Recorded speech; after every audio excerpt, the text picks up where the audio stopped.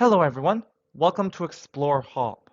So for this example, we're told that 4 digits from the set containing the digits 1, 2, all the way up to 9 are chosen without replacement and arranged to form a pin code. And we're asked to determine the total number of possible pin codes that can be formed. So we can see that since we are forming a pin code using 4 digits, then the order of the digits matter.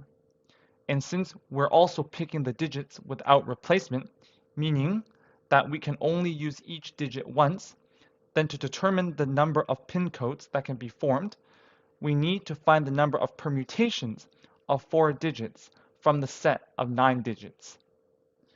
And to do this, we can use this formula, where the number of permutations written as NPR is equal to n factorial divided by n minus r factorial.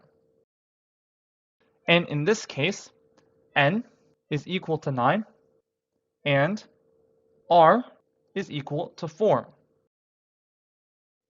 Since we have 9 digits to choose from, and we're picking 4 digits to form a pin code. So the number of permutations, 9p4, is therefore equal to 9 factorial over 9 minus 4 factorial, which is equal to 9 factorial over 5 factorial.